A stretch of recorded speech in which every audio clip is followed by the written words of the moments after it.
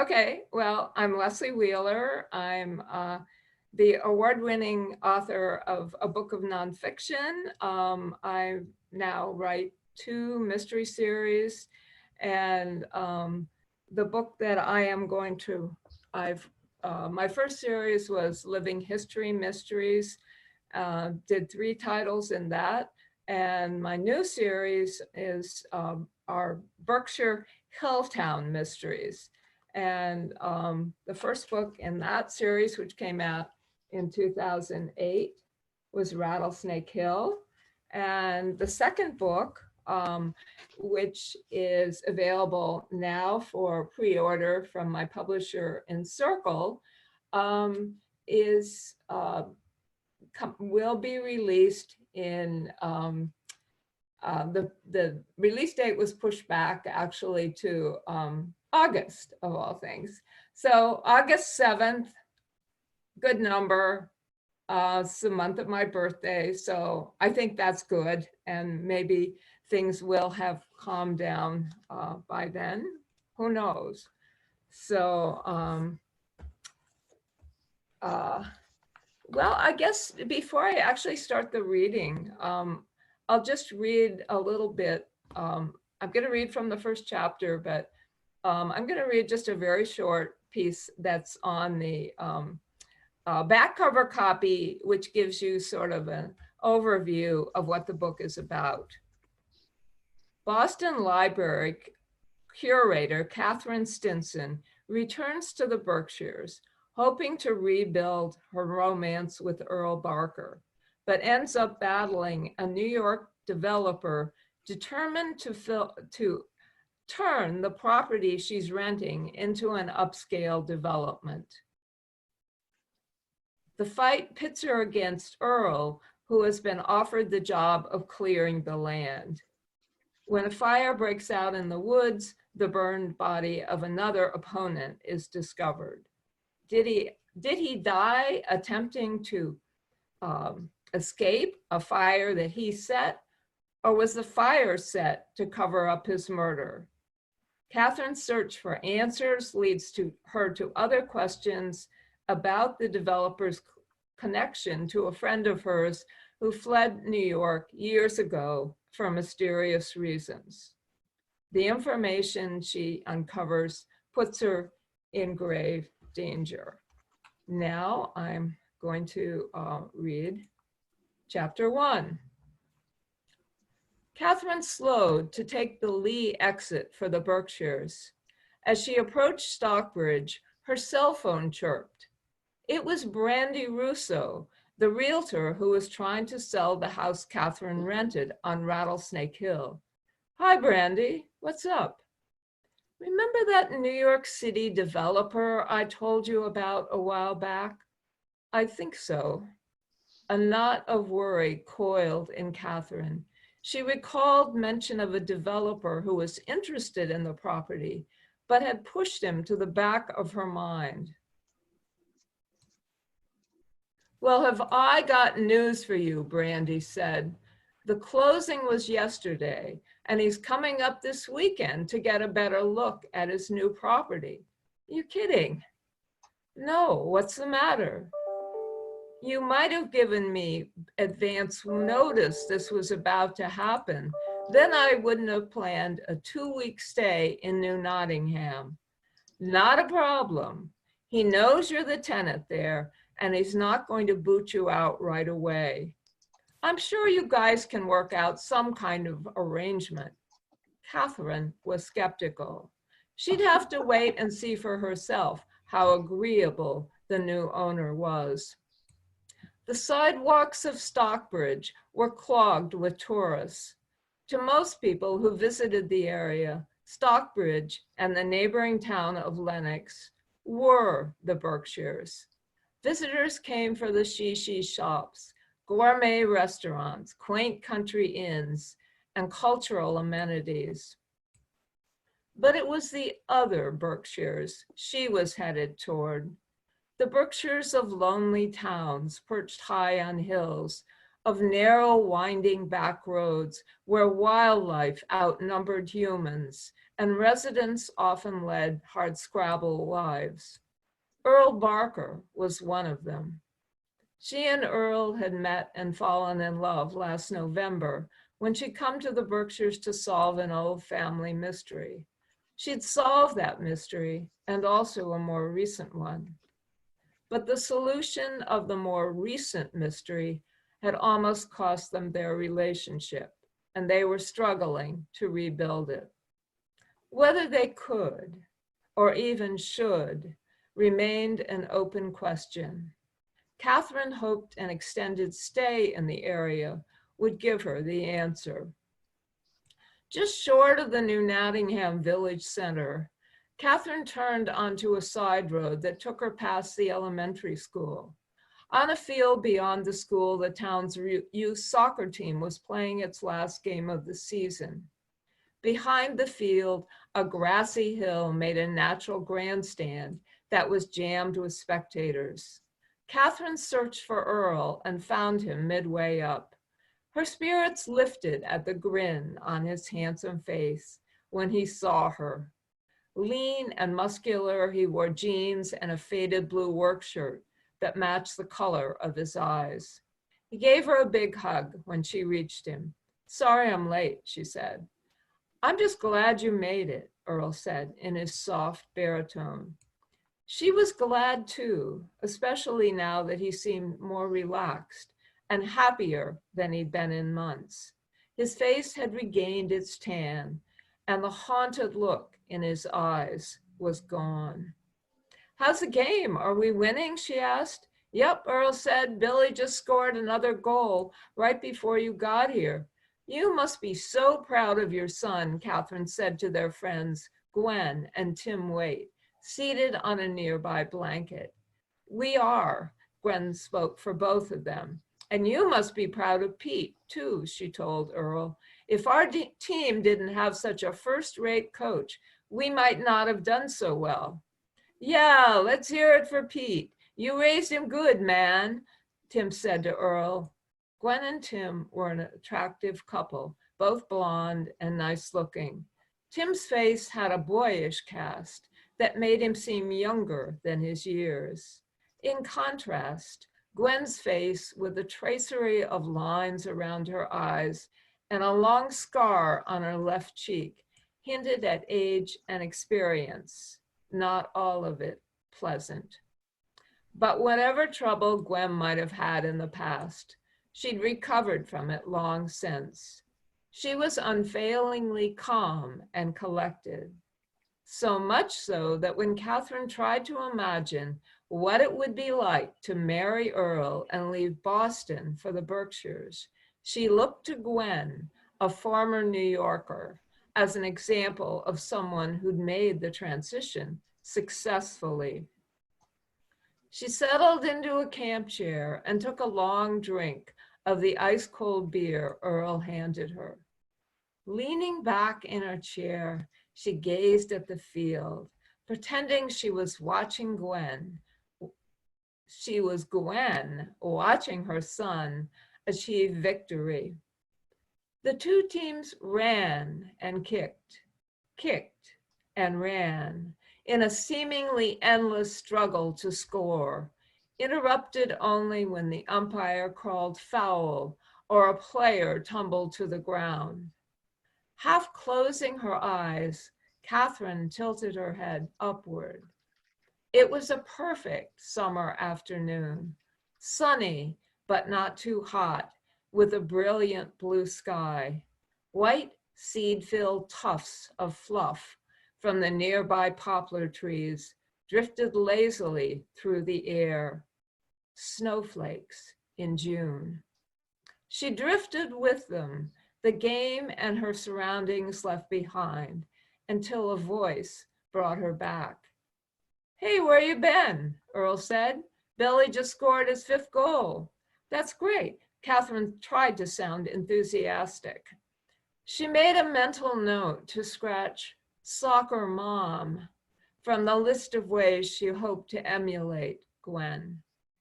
Earl patted her thigh and gave her a fond look. You know, with you by my side, watching our team win, it's, well, about as good as it gets. Catherine smiled, but the yes that was on the tip of her tongue stayed there. Why the hesitation when she'd just been thinking how happy she was to be here with him? Was it because she was afraid this afternoon's happiness couldn't last? That having reached a high point, they faced a downward slide? When she didn't immediately reply, Tim rushed to fill the silence. Right, Gwen? Gwen also hesitated, long enough to make Catherine suspect the happily married soccer mom had doubts of her own. She and Gwen found their voices at the same time. Gwen's tangled up in Catherine's yes.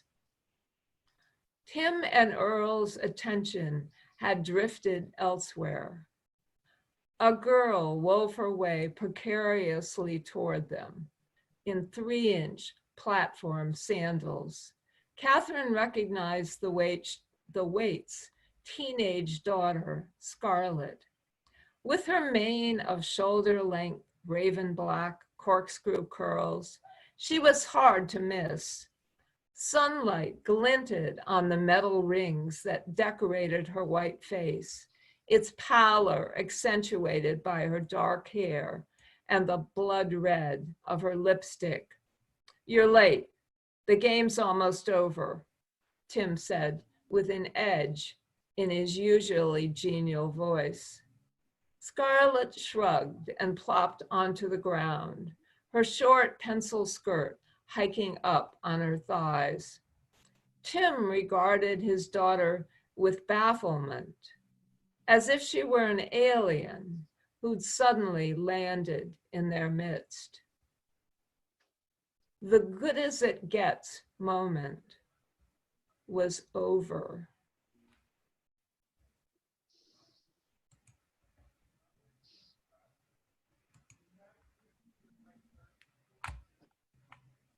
Okay, I'm done.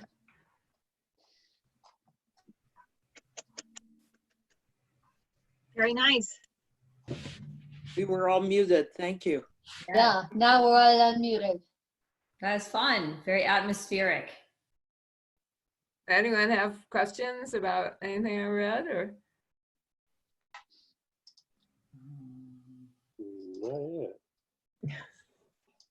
No, I think you set the stage very nicely.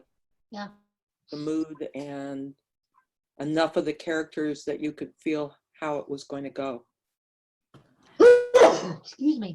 Yeah, well, that was really my goal. And, you know, the first chapter is always, it's always hard because you don't want to give away too much, but this was the kind of book where it really needed, I had to get some backstory in, and sometimes in the beginning, like, why is she going there?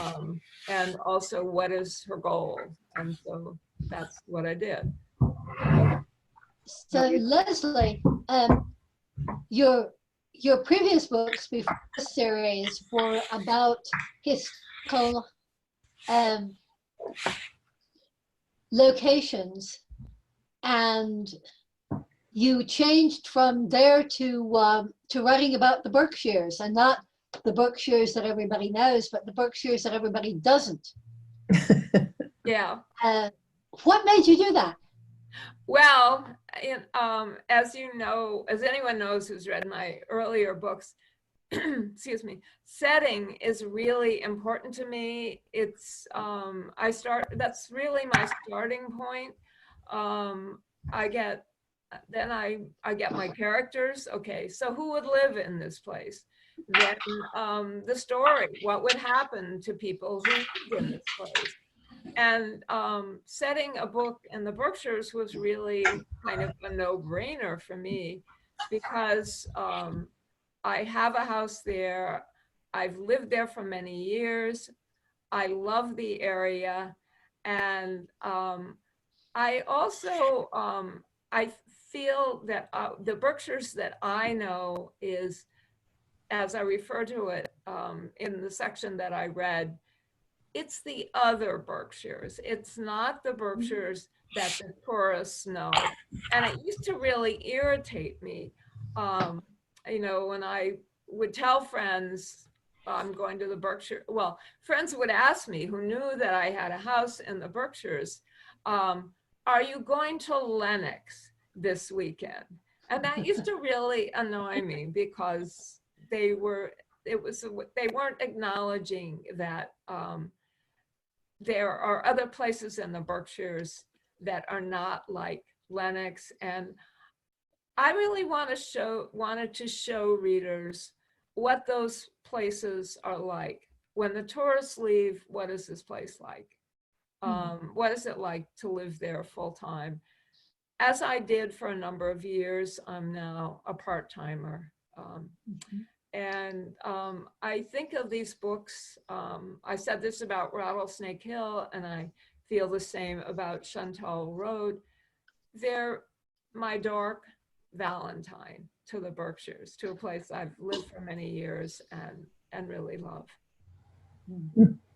We all do write dark Valentines, don't we? Because after all, we write mysteries.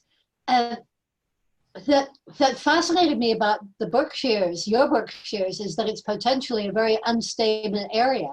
There are people who come in as tourists and then they think, ooh, wouldn't it be nice to have a house here?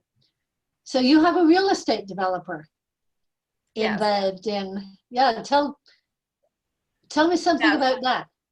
Well, and in the book, he is actually the villain, as you may have gathered from what I read.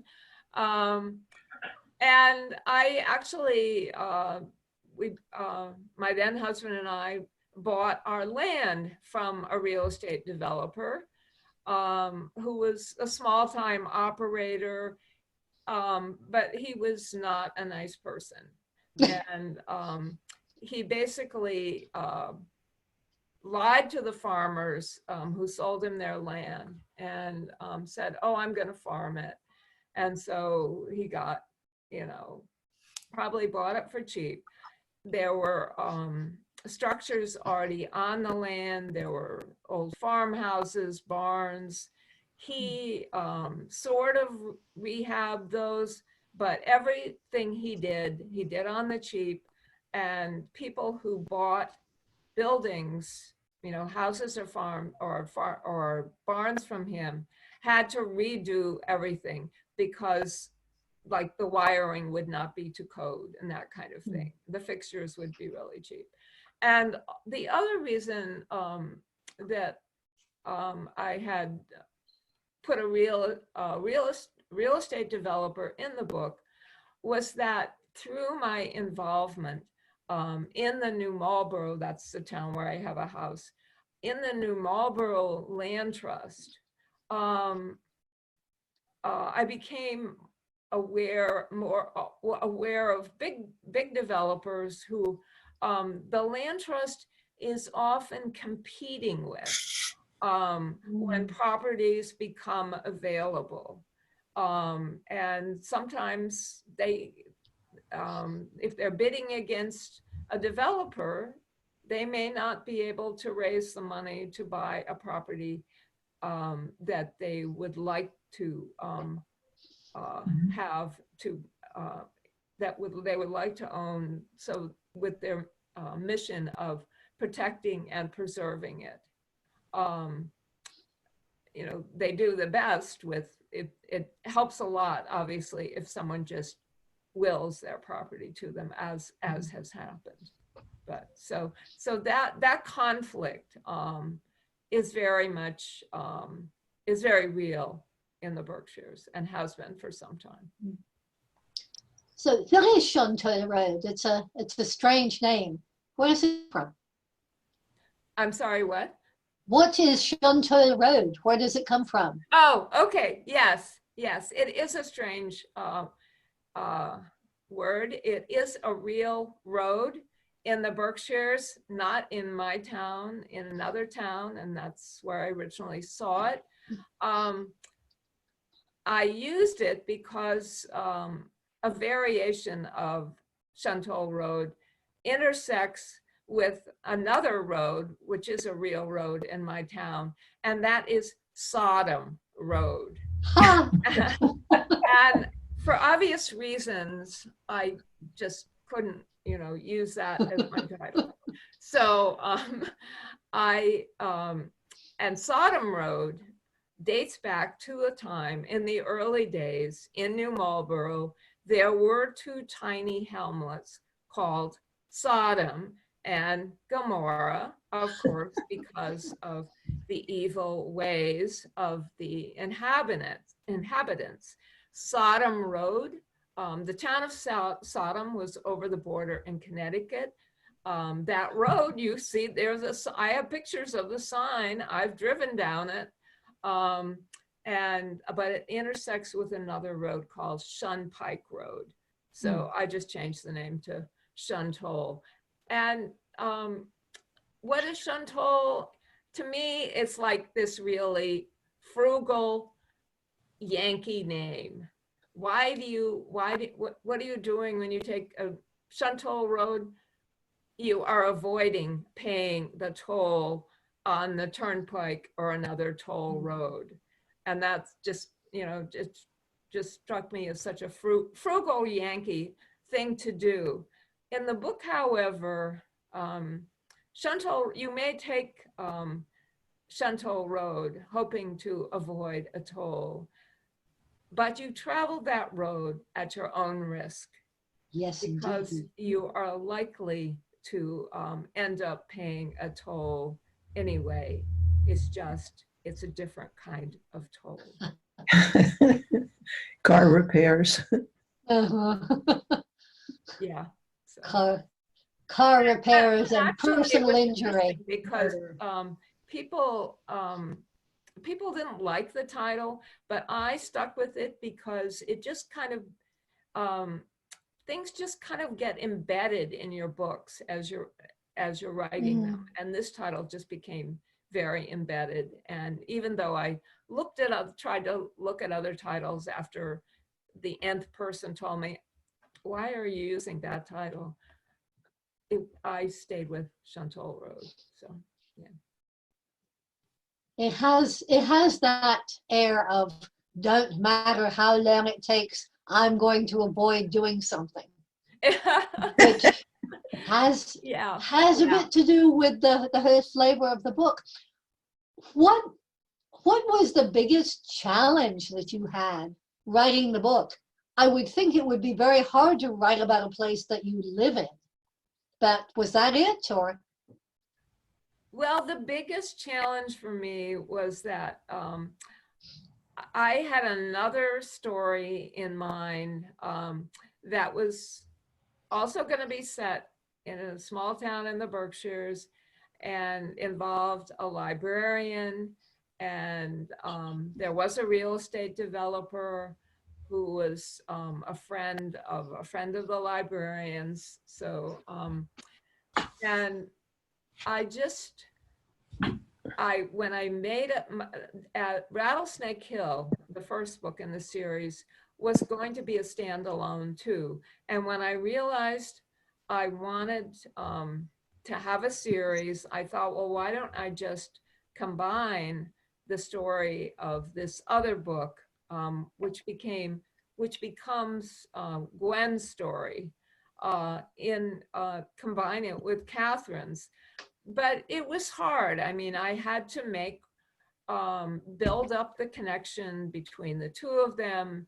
In the section I just read, you can see that Gwen is a role model for Catherine, and she is also friends with the developer who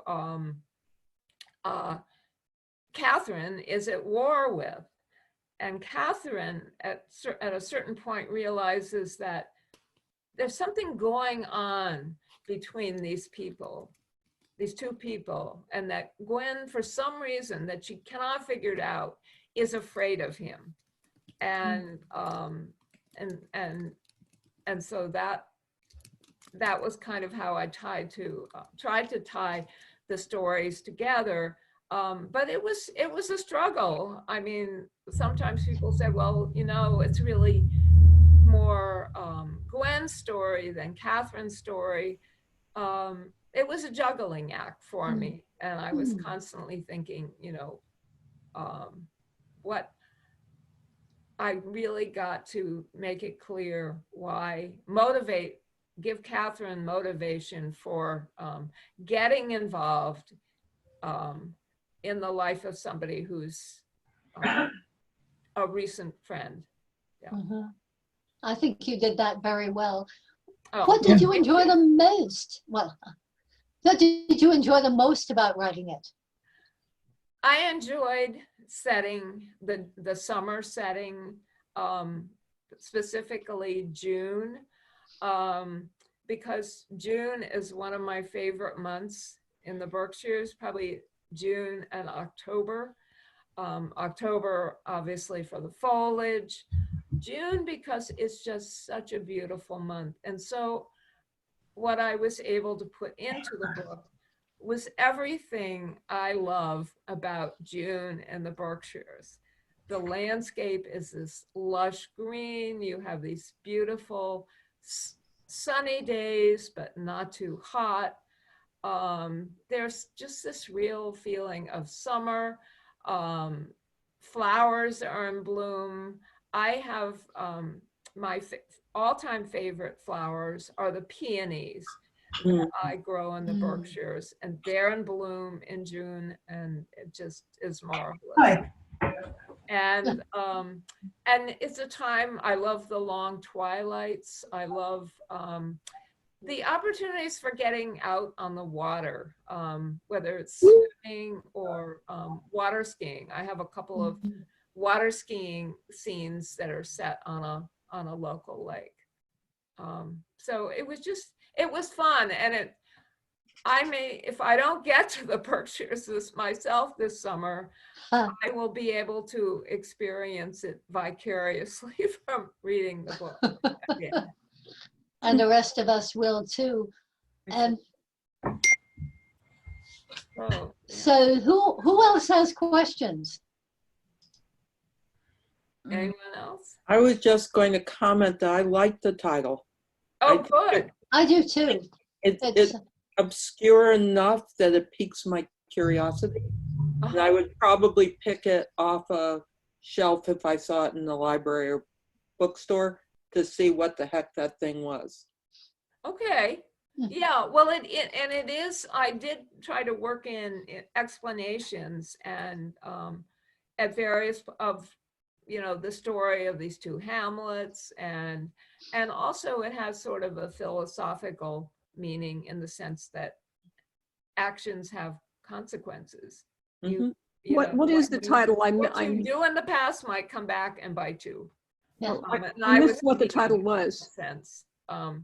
But and I did actually look. I googled to see if there was a SHUNTOLL Road anywhere else in the country, and I didn't find anything. The only listing I found was for North Egremont, which is in the Berkshires. So Really? and I don't have to worry about using someone else's title. There are shunpikes, however. Oh Yeah. yes. There's one in Morristown, New Jersey. There's another one up in the northwest corner of Massachusetts, and there are a couple up in New Hampshire and Vermont. Yeah, but mine is SHUNTOLL. Yep. Yeah, SHUNTOLL Road is the title. It's a good title. It is a good title. Yeah. How did you said something here, and I don't remember. Why was Earl's color coming back? What happened to him that he'd lost his color earlier? His tan came back. His tan came back. Yeah, Yeah. but why? Well, one thing was that when Rattlesnake Hill ends, it's early January, it's winter. The events at the end of Rattlesnake Hill are pretty grim. Had he been shot? And you know, he's not getting that much sun, but through the winter, and now he's outdoors, and now he's feeling better. Was he injured or something in Rattlesnake? I don't remember. I don't want to give it away. Can't do that. In Rattlesnake, You've read Rattlesnake. I did, but I don't remember. Was he injured at Well, the end of Rattlesnake? Better read it again. I'll tell you privately. All right. So Leslie, what comes next? Is there a third book in this series? Yes, there is, and I'm working on it right now. I spent a little while today on it, and I'm really excited about this book. It's called Wolf Swamp. And one of the fun things that I didn't mention about setting a book, well, specifically in my town of New Marlborough, is that it's a large but very rural township, more dirt roads than paved roads, but it's also has a varied geography. So SHUNTOLL ROAD is set in one part of the town, sort of the flats, close to the border with Connecticut. But Wolf Swamp is set in an area in my real life town, which is called 1,000 Acre Swamp.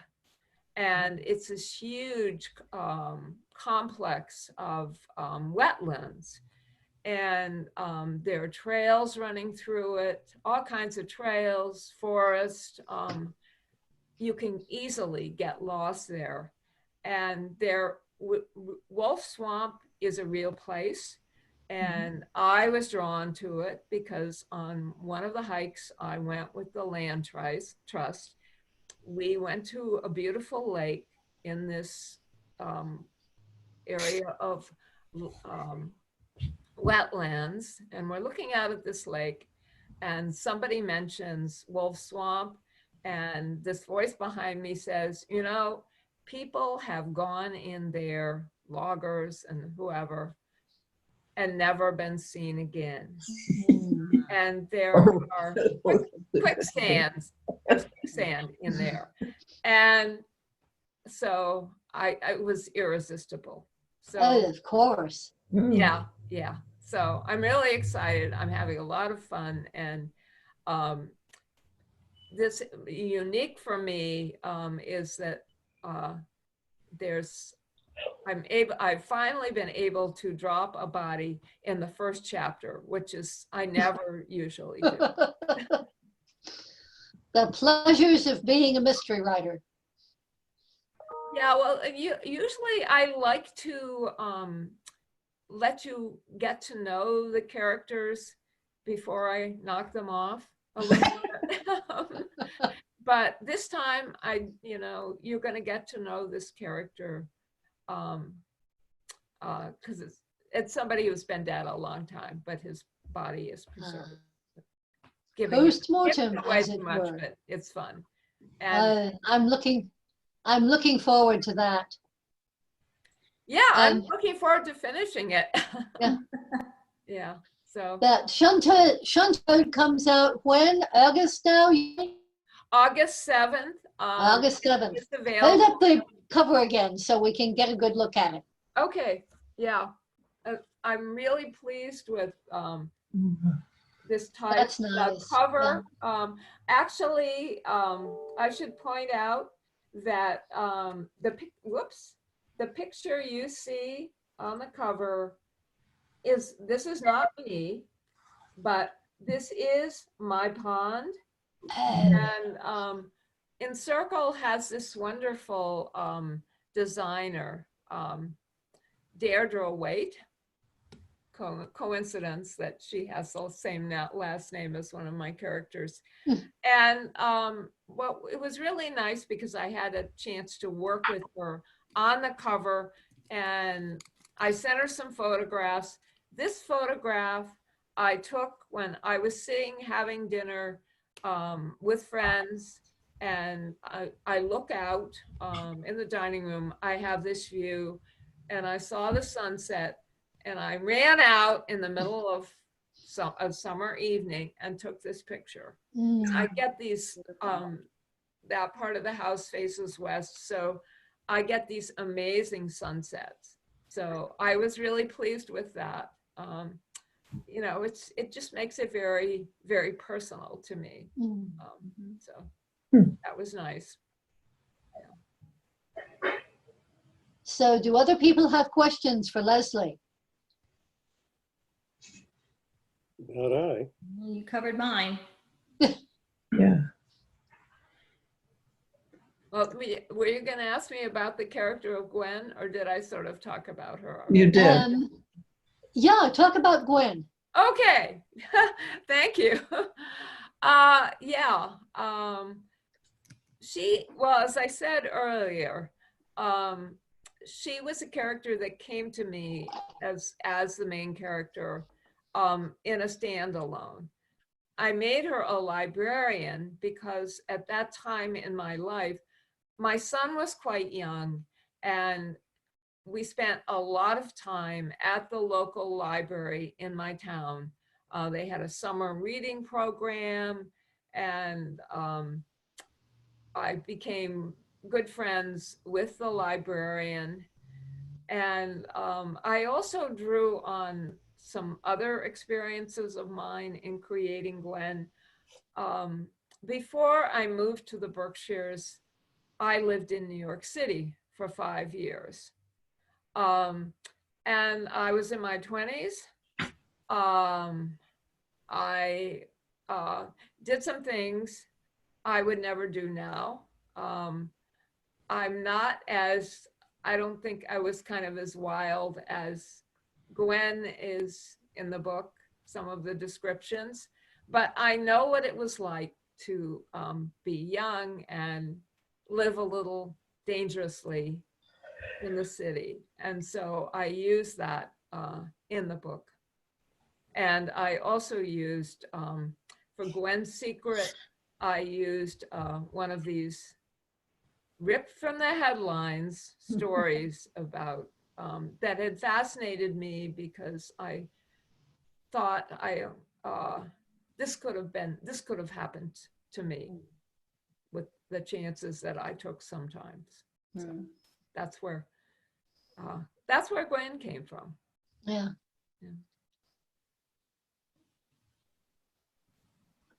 So, anyone else? Any more questions? Leslie? Leslie, thank you. It Well, was thank you. really interesting. Yeah, I really appreciate this. This is my first virtual reading. I've been attending virtual events to, you know, see how it goes, and it's fun. Yeah. Leslie, tell me again the title of the first book. Oh, the first book is, and I'll hold it up. It's Rattlesnake Hill. Okay. Rattlesnake Yeah. Hill. Yeah. So, And that the, also, I use my house in this, in the books. I use my house, my property, real places, fictionalized. I changed the names, I moved them around, but yeah. And I actually had this experience. I've talked about this elsewhere, that when Rattlesnake Hill came out, I got a letter. I thought I had disguised everyone who appears in the book efficiently. Oh no, people. I was a little nervous though that local people might recognize themselves. And then, you know, and so there were certain stories that I didn't tell or use when I was giving readings, or, you know, talking about the book. And then I got this letter from a woman who had lived, her family had lived in New Marlborough since the 17th century. she told me she loved the book. But she did know, she recognized everyone in it.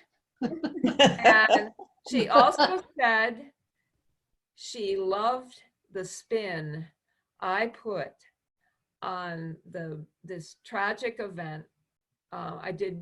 The book is built around something that happened in real life that shook our town. And yeah, it was kind of amazing. And I changed the story. I made up a story. I didn't want to get too close to the real story because, you know, then I was afraid it would influence what I wrote. So I could have researched and you know, found out what had really happened. I was glad I didn't, because I did meet this woman. She came over. She knew my property. She knew, you know, all the people. She had a friend who lived up on Cagney Hill where my house is. And anyway, so she told me the real story. And it was so tawdry that I was so glad I didn't do it, because I in my hands, I made it this sort of very romantic story, but which in real life, it was not. So that was fun. Yeah. In real life, you can't edit the details. And Yes, they're often very messy. Yes, exactly. Yeah. In a book, you can do whatever you want. Yeah, and that's in a sense, that's really a lot of the reason why I've always wanted to write fiction. My award-winning book was a biography in letters of Lucy Stone, a 19th century feminist, and her husband, Henry Brown Blackwell. And as I'm reading their letters, learning about their life, I found myself asking the question that's the starting point for a lot of fiction. What if? Like, what if she hadn't married him? What if something different had happened? And that's the question I really, I always ask when if I'm taking some real life event, something that really happened, I will say, okay, well, what if this had happened instead? And that becomes my story in fiction. Yeah. So need real life. I need some real life to create my fiction from. Yeah. As a friend of mine says, you need to lie a little in order to tell the truth. Yeah, yeah. And there's a quote from now if I can remember it. It's something, it's from Oscar Wilde, and of course now I can't remember it. Let's see, it's something about that literature always anticipates real life. So it's something like that. I'll have to find it, but that's kind of how I feel. Here we go. I have the internet and I know how to use it. Okay. Literature always anticipates life. It does not copy it, but modes it to its purpose. The 19th century, as we know it, is largely an invention of Balzac. Very good. Thank you. Yeah. And with that, thank you, Leslie. Thank you, Sarah. Leslie. Leslie. Delightful. Rattlesnake Hill out now, and SHUNTOLL Road, August 7th. Yeah, SHUNTOLL Road is coming, and I should mention, I forgot to put a copy up next to me, but my very first mystery, Murder at Plymouth Plantation, was released this February in trade paperback from Encircle for the first time. So that is available now. Different series, different main character, but looking at it again, I decided it has definitely held up over the years. So I- plenty to read from Leslie Wheeler. Yeah. Thank you, Sarah. Thank you, Sarah.